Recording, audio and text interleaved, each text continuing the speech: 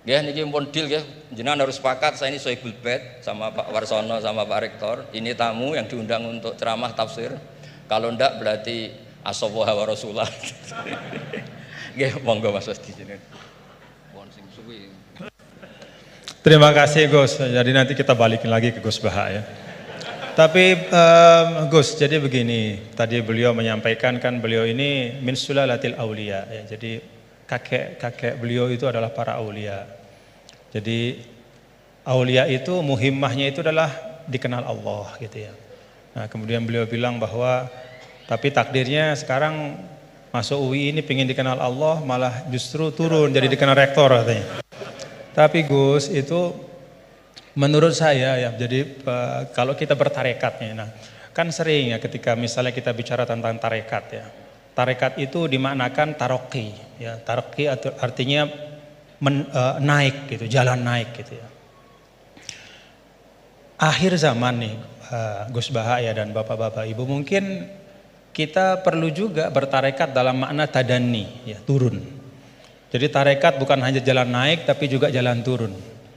Karena bagi orang di akhir zaman ini, kalau hanya tahu jalan naik dan tidak tahu jalan turun itu repot. Ya. Apalagi Pak Rektor dengan Kepala Badan Wakaf ya, atau para pejabat gitu ya, tahu jalan naik saja tapi nggak tahu jalan turun gitu ya. Jadi kalau belajar tarekat hanya ingin jalan naik gitu, tapi nggak pernah belajar jalan turun, itu biasanya dekat-dekat turun tuh galau. Ya. Ya, jadi galau, bingung gitu gimana cara turunnya gitu ya. Dan memang dulu saya pernah naik Gunung Rinjani juga ya Gus ya, waktu masih muallimin dulu, masih sanawiyah aliyah. Itu saya rasakan betul gitu bahwa naik gunung itu menantang, ya, sangat menantang. Ya. Bahkan Gunung Rinjani itu ada masa di mana di tengah-tengah itu ada namanya Bukit Penyesalan gitu. Kenapa Bukit Penyesalan? Ya udah nyesel di situ gitu. Mau balik udah jauh, mau terusin juga masih jauh sekali gitu di depannya. Itu Bukit Penyesalan, baina-baina. Tapi ternyata turunnya itu jauh lebih berat. Jadi kalau kita naik itu kan mengandalkan kekuatan otot ya, keluarkan energi untuk menggerakkan. Kalau turun itu kita menggunakan energi untuk menahan dan itu jauh lebih berat. Ya, jadi menahan pada saat turun itu jauh lebih berat daripada ketika menanjak ya. Dan ya pada waktu itu ya saya kena musibahnya pada saat turun gitu ya. Jadi artinya memang bahwa dalam kehidupan ini kita belajar naik dan juga belajar turun. Jadi tarakat itu taroki wa tadani gitu ya.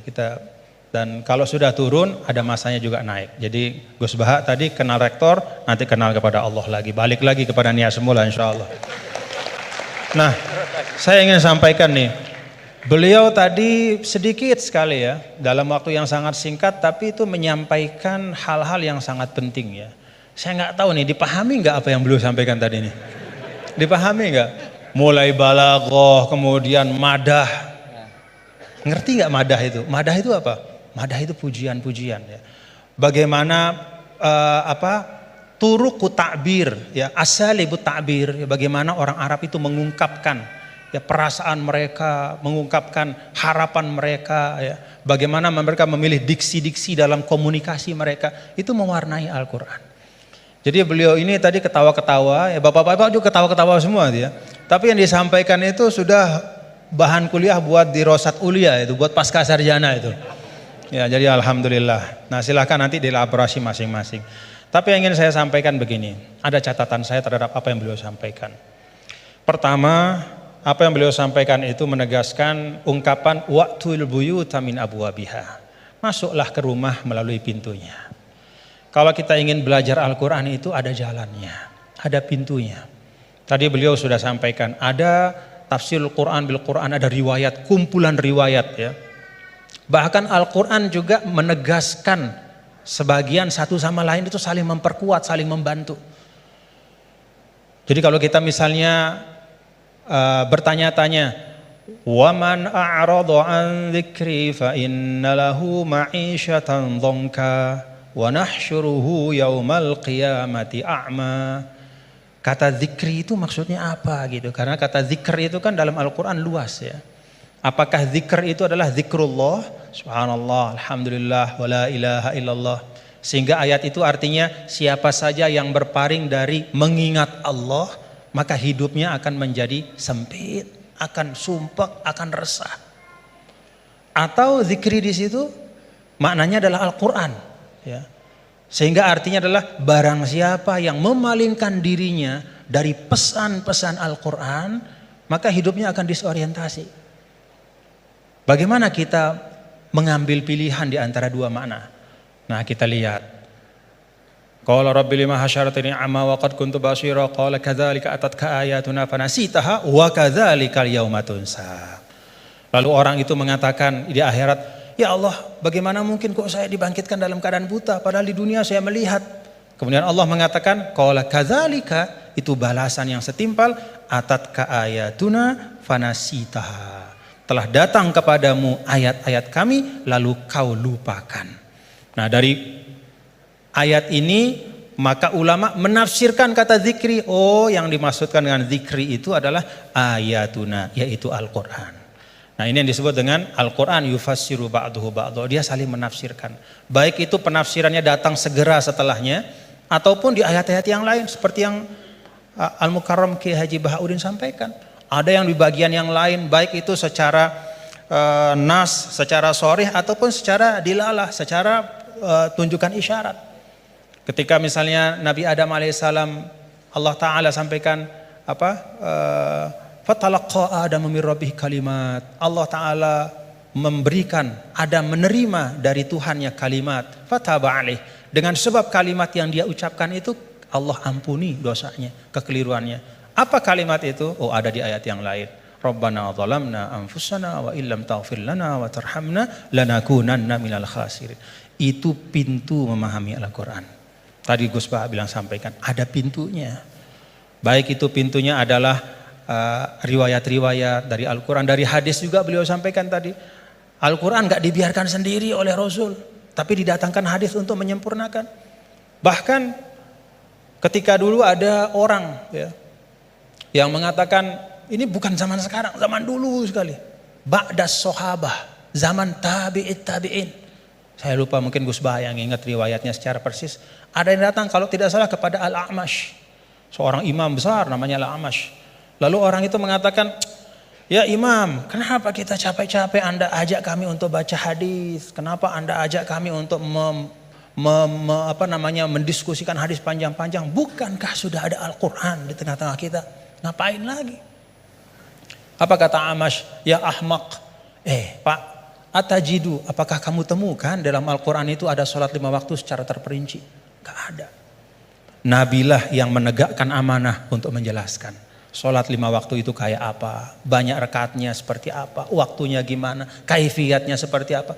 Bahkan sebelum sholatnya pun Nabi ajarkan. Isbagul wudu'nya kayak apa? Bahkan tidak hanya yang wajib-wajib dalam wudu. Madmadoh istinsyaknya pun, kumur-kumurnya masukin air ke hidung, semua diajarkan sama Nabi. Maka Amash mengatakan, dari sisi ini Al-Quran lebih butuh kepada hadis daripada hadis kepada Al-Quran. Dari sisi bahwa hadis itu menguraikan, menjelaskan, dan menyempurnakan, menambahkan, melengkapi, bahkan yang tidak ada di Al-Quran. Nah, itu pintu memahami Al-Quran. Karena itu tidak boleh dan tidak ada istilahnya namanya ahlul Quran dalam makna bahwa hanya mau Quran saja, nggak mau tahu apa kata hadis. Itu nggak ada istilah dalam Islam. Ilmu yang muktabar selalu Al-Quran bersama dengan hadis Rasulullah SAW. Lalu yang kedua pintunya apa? Ya asbabun nuzul. Tadi juga disinggung selintas oleh guru kita bahwa ada sebab-sebab dari turunnya Al-Quran, ayat-ayat Al-Quran. Yang kalau sebab ini nggak difahami, bisa saja ya dalam beberapa kasus orang salah faham. Dan itu kejadian. Kejadiannya bahkan sekali lagi bukan hari ini, bukan kemarin, tapi dulu pada masa orang-orangnya itu masih berhimpitan, berdempetan dengan Rasulullah SAW. Ada seorang sahabat didatangkan, kalau tidak salah pada masa Sayyidina Umar bin Al-Khattab radhiyallahu anhu. Lalu Dia ditanya, kenapa kok kamu minum minuman keras gitu kan? Dia mengatakan, loh kan saya ini orang beriman, saya kan orang bertakwa. Kan di Al-Quran tuh ada.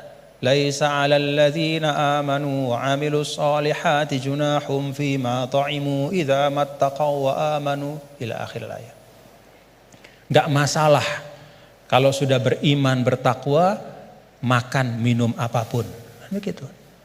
Kalau ini secara harfiah kita baca ayat itu. Lalu karena dia baca ayat itu saja, dia beranggapan, oh berarti makan minum udah bebas karena sudah beriman bertakwa. Nah saat itulah kemudian diluruskan, ya, diluruskan bahwa ayat ini sabab nuzulnya adalah ketika ada sebagian sahabat yang datang kepada Rasulullah SAW dan bertanya, ya Rasulullah, ada teman-teman kita yang sudah meninggal, mereka syuhada pada saat perang-perang, mereka mati syahid, mereka meninggal sebelum turunnya ayat yang mengharamkan khamar. Bagaimana nasib mereka ya Rasulullah? Padahal mereka meninggal dalam keadaan masih minum khamar. Jadi meninggal ya masih minum karena memang belum turun pengharaman. Maka turunlah ayat ini menjelaskan. Oh, kalau memang orang nggak tahu, belum ada taklif kepada dia, nggak dosa. Nah, sebagian ulama kemudian menarik ayat ini juga ke masa sekarang. Ya.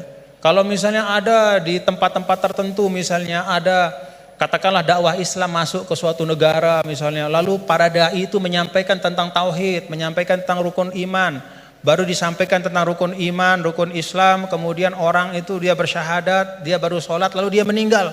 Dalam keadaan dia masih minum khamar. Pada saat belum dijelaskan oleh dai itu bahwa Islam mengharamkan khamar. Bagaimana hukumnya dia gitu? Dia masuk orang baik apa gimana? Oh enggak, berarti dia tidak terkena ya kepada kewajiban untuk menjauhkan diri dari khamar karena memang belum dijelaskan. Nah karena itu kita bapak-bapak saudara-saudara kita berlapang-lapang lah seperti yang guru kita sering sampaikan, kita berlapang. Jangankan pada masa sekarang, pada masa dulu saja ketika masa Imam Ghazali. Apa kata Imam Ghazali? Ini tentang dakwah. Kata Imam Ghazali, menurut saya ya, Ahlur Rum ya, orang-orang yang ada di daerah-daerah yang berjauhan, jauh dari pusat Islam. Dan karena itu dia tidak dapat pesan Islam. Dia nggak ngerti Islam itu apa. Atau Islam itu sampai tapi fi wajhin musyawash. Bentuknya udah nggak benar. Ya. Disinformasi tentang Islam. Maka kata Imam Ghazali, orang itu menurut saya hukum mereka adalah sama seperti hukum ahlul fatrah. Jadi nggak bisa kita mengatakan misalnya orang, mohon maaf, orang di belahan dunia Skandinavia misalnya di negara-negara yang jauh gitu, kemudian kita hukumkan wah mereka itu adalah orang kafir, mereka itu mukhallat finnar. Belum tentu, kecuali setelah kita pastikan bahwa cahaya Islam sudah sampai dalam bentuk yang sebenarnya dan mereka menolak dengan kesadaran. Itu namanya kufur. Al-juhud, menolak dengan kesadaran. Kalau sesuatu itu nggak sampai, dia mau nolak apa? Atau kalau sesuatu itu sampai tidak dalam bentuk yang benar, dia nggak salah kalau nolak. Misalnya hari-hari dia dapat berita Islam agama teroris, misalnya nih dari medianya, itu aja yang dia konsumsi. Kita nggak punya dai ke sana karena nggak ada kita yang menguasai bahasa Skandinavia misalnya, nggak ada yang ngerti bahasa Finland, maka kita nggak pergi ke sana. Kita di sini saja di Indonesia, lalu kita hukumkan orang di sana di mana-mana hanya karena dia tidak la ilaha illallah Muhammadur Rasulullah berarti kafirun mukhalladun finnar. Enggak, belum tentu. Kata Imam Ghazali, bisa jadi itu ahlul fatrah. Nah, dengan itu maka kita lebih tenang di dalam berdakwah, tidak mendahulukan memvonis seseorang, sekelompok orang, tapi tausilud dakwah yang kita utamakan, menyampaikan itu yang diutamakan. Nah, tadi beliau menyampaikan itu tentang sabab nuzul. Dan yang ketiga yaitu ma'rifatul lughatil arabiyah, itu pintu. Jadi pintunya itu yang pertama adalah riwayat-riwayat baik dalam Al-Qur'an, ayat-ayat Al-Qur'an maupun hadis, kemudian juga ijma' sahabat. Yang kedua adalah sabab nuzul kita faham. Dan yang ketiga itu mengerti ya masalikul Arab, ya bagaimana cara orang Arab